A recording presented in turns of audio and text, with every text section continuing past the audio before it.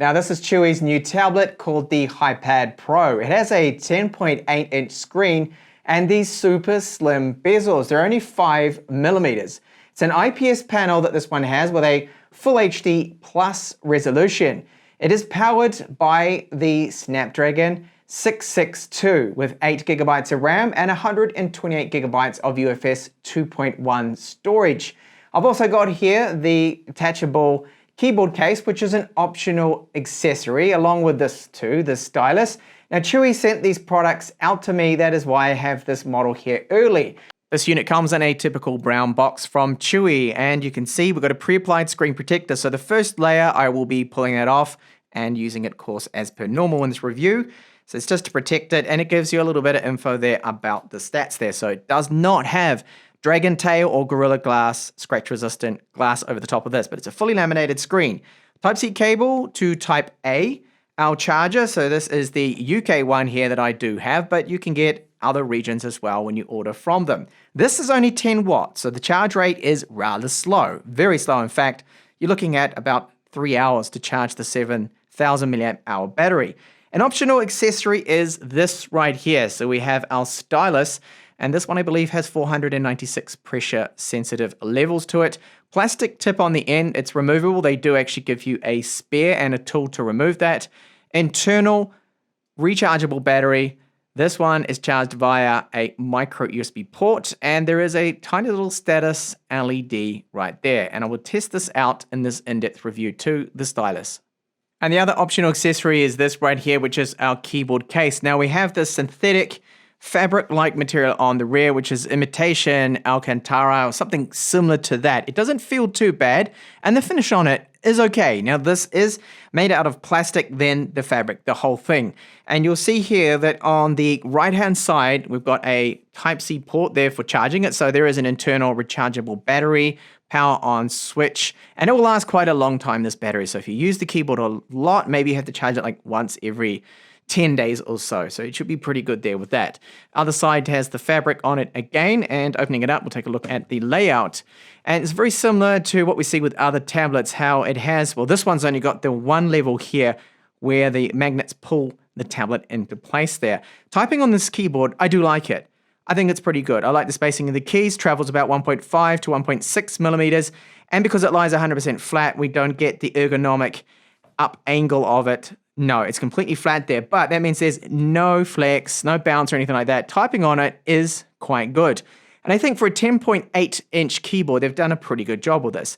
So it latches onto it with magnets, and the magnets seem to be reasonably strong, that it's not going anywhere, and you simply just need to lift it up and then clip it in to get it at that other angle there. So that's the fixed same angle you're going to have, which I think the angle that Chewy has gone with here is quite optimal, and overall it's a good little keyboard to type on. So if you type a lot, I would definitely get this keyboard. This is a thin tablet. Look at this on the side here. Now Chewy claims that it is 6.69, I believe is their claim, or just under 7 millimeters. It isn't according to my measurements. So just measuring here, I get about 8.5 millimeters. It's still pretty good, as you can see. Now once you have it placed in the case, so now it's in that case there, that then brings our thickness up to about 18 millimeters. Not exactly thin because of the mechanical, well, the hardware keyboard, of course, and then the backing on this. Now, weight-wise, what is it? Okay, it's very, very good. So take a look at this. With the case on it, it is 773 grams. The tablet by itself then is just 458 grams. So it has an excellent weight to it. And then the build and finish, I have intentionally not cleaned this just to show you what it's like now. After a few days, you get a lot of smudges and fingerprints. So we have alloyed white here with a smooth matte paint job. There is this thin line along the back, and we have a rubberized finish on top of which I believe is also an alloy here. Now this is actually quite easy to scratch. I'll just show you with my finger now. I can pretty much put a line on there, and then you look at it at certain angles and it still remains there, so easy to scratch. So at the back here we've got LED flash, 8 megapixel camera, which does not offer very good quality at all. And then looking at the front, we've got the very slim looking bezels, a small little cutout here for the front 5 megapixel camera, and I'll give you a sample of that now. And this is a sample now from the front 5 megapixel camera. Just like the rear one, it can shoot in 1080p. And the audio you're listening to is from the microphones that it's got. So it's got two, one on the side of the frame and then one on the back of it there. And this quality I would rate as average. Again, you will have a phone that will probably shoot better quality than this. But for things like Skype, WhatsApp, which you can use on this particular tablet because of its LTE support, that it's okay for placing those instant messenger kind of video calls on a tablet like this. Now on the left side, you will find our power on button. This, I think, is made out of plastic here. We've got two speakers. Now these speakers aren't that loud, and later on I will give you a sample of what they do sound like. Our Type-C port, so this is just USB 2 speeds. It does not support, sadly, video out, so there's no video out with this model at all. And it just bothers me a little bit that why is this not centered, this Type-C port? And on the other side, it is the same there, another two side-firing little speakers there. So we do get the 4 speakers in total, but they're not amazing quality. Certainly no iPad Pro. And then the top of it right here, there is a microphone, volume up and down. Again, I think that is plastic. It certainly feels like it to me. Along the bottom, there are no Pogo port pins because the keyboard is connected up via Bluetooth. This is both a good thing and a bad thing. The bad thing is that, of course, it needs a battery that could eventually wear out. The good thing is you can actually take it away and use it not connected to the tablet. And right here, we have a SIM tray 2. So it takes 2 nano SIMs, or you can give up one of those nano SIMs for a micro SD card. I've tested out 128 gigabytes with no problems. And our display here, it's IPS, fully laminated, tiny, thin little bezels. The best way to show it off here is just to go right into the OS, and you can see that it's nice, very nice looking, in fact, considering the price of this one. Now, just how thick are these bezels? Well, they are approximately about 5.5 millimeters. So very, very thin there. We've got the cutout for our 5 megapixel front-facing camera, and you do notice dimmer pixels around it a little bit, around the edges too. Slight bit of that, so that's because it's an IPS, there are some imperfections there. Now, the touch performance has been very, very good with this one. And we'll just go here into Display Tester and show you the resolution. A little odd, this one, so 1940 by 1212. So it's not the typical 1920 by 1200. So 16 by 10 aspect ratio. Maximum brightness tops out at a very nice 660 nits, which is great to see. So we'll just go in here and show you just a few little tests. You can see that the blacks, look at the difference between the bezel and there, that is typical IPS. So you're not going to have super deep OLED blacks coming through with this one. So touch performance has been good, triggering the gestures, no real problems. I'll just quickly jump into some real world images here and just tone down on that brightness. I think it's an okay screen. As long as you don't look at it really close at text, you'll notice it's not the sharpest, but at normal viewing distances, it's actually pretty good, and one of the main reasons why you would go for a tablet like this. This tablet runs Android 11, and it has a very stock ROM on it. Now, there's a couple annoyances with this ROM that are just minor, so you can fix it by using Nova Launcher or Apex or another launcher there. So the one for me is I can't get rid of this Google search widget. And when you have it in landscape, it doesn't show the names then of your apps, but that's just a minor thing. The other is when you go to recent apps, there's no kill all. So I can't just completely clear out the RAM there if I wanted to do so. That's not possible. So there's a dialer included with this. You can place phone calls, and when you do so, it will use the microphone on the tablet. Remember, there's no 3.5mm headphone jack with this one. You can use a Type-C adapter. But I used it as a loudspeaker, and I just found the call quality to be average. It didn't seem to have noise cancellation, for me that is, and I didn't really like the call quality that much, so I wouldn't buy this for placing calls on it. Now, I'll get onto the speeds about the wireless and 4G later on. So performance in general and touch response is good. It has the 8 gigabytes of RAM, and it does have UFS 2.1 storage, which makes it a little faster than eUMC. And overall, I find the performance is good. Multitasking is actually a lot better than I thought it was going to be with a Snapdragon 662 with the Antutu score that you will see shortly. So just bring those up. I've got some of my benchmarks that I've been going through that I typically like to do on these. And here you'll see that when I go over into portrait there, that sometimes that is a little bit slow. So on first boot, you have approximately 116, 170 or so gigabytes. This is expandable storage with the micro SD card slot on this, which is great, and takes 2 nano SIMs and very stock ROM. So this is one thing I really like. There's no bloatware, basically. Nothing. Really, really good. So keep this up, Chewy. And most of these brands do this. Camera 2 API support, level 3, if you wanted to try and improve upon the camera quality. Honestly, I would not bother. It's reasonably poor and it's just a tablet. Internal storage speeds, because it is the UFS 2.1 spec, not too bad. Good random reads, good random writes here. And overall, I'm pretty happy. This is not going to bottleneck storage, the speed of this system. This will though, the chipset. GPU is the weakness here, so not even 40,000 points with Antutu. This is version 9 now, okay? Version 9 beta that I downloaded off their website. And thermal's pretty good. You can see it barely went up. This tablet, even when gaming, gets slightly warm, so not bad, but a very low score there for that. GPS, I don't know what's up with GPS, or the wireless, or the 4G. I'll get onto that soon, that something's wrong with the antennas in this tablet. Just doesn't want to get a lock here. There's no hardware compass support. GPS just took, I waited like 3 minutes and it didn't get a lock. So we've got a security patch level June the 5th. This is good.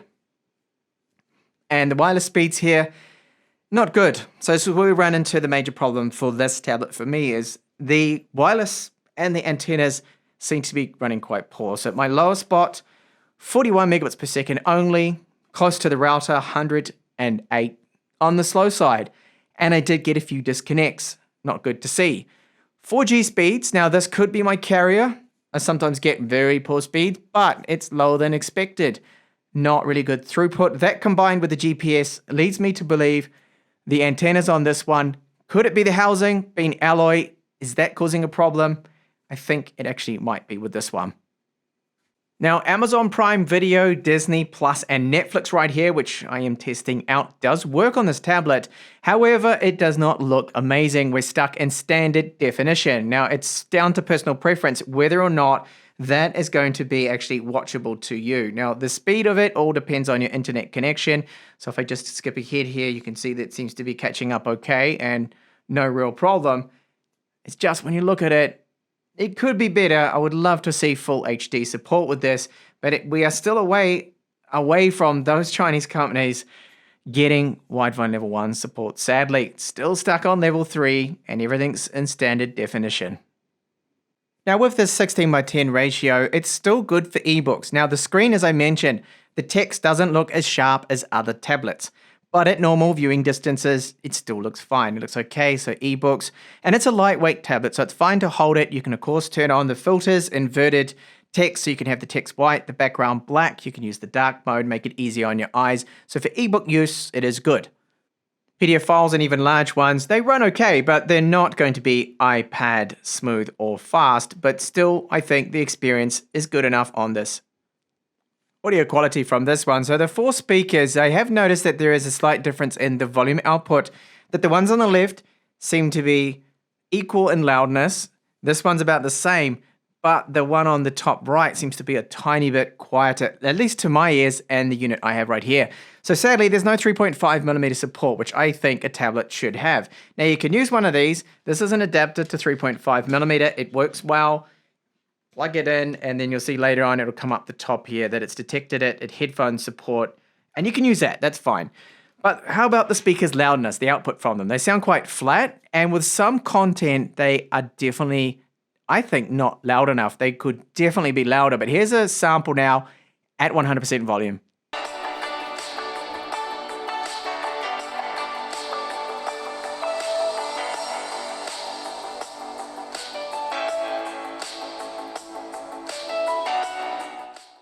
Gaming now. So this is PUBG. This title only allows us to run the high frame rate option just on smooth. So if I put it to balanced, it chops it down to medium frame rate, which we don't want. So we're forced then to use smooth and high.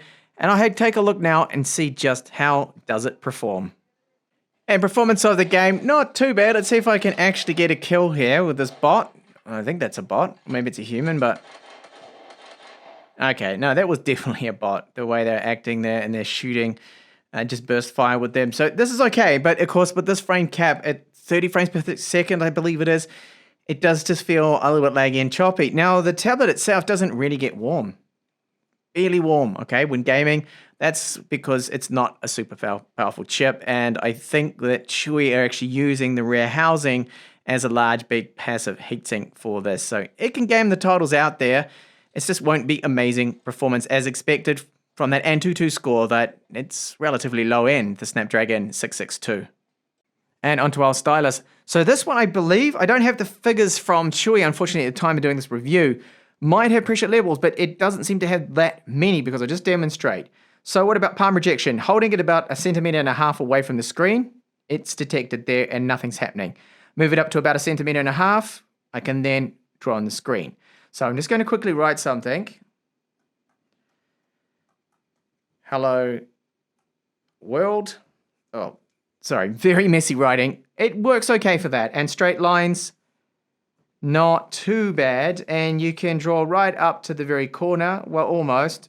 There's a little margin there at the bottom you can see that doesn't let me. So that's where the stylus stops working. Now the pressure levels is where I have my doubts here, because I will just press down lightly here. Okay, so do it very light, and then heavy and harder, and I'm not seeing any difference here. So I don't think, at least with this application, maybe it's not working, or it's simply not a pressure sensitive stylus.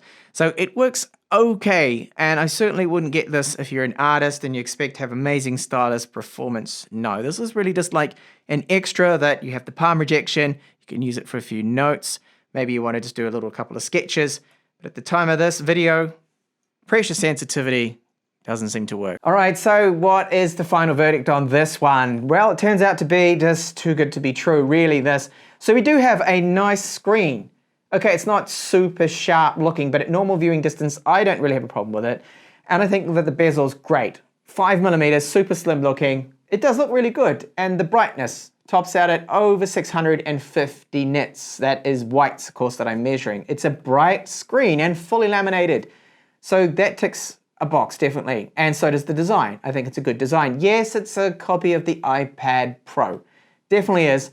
The keyboard design too as well. Not a bad keyboard to type on. It's Bluetooth, so you can, of course, separate it away from it and still be able to type and use it if you want to do so. That's okay.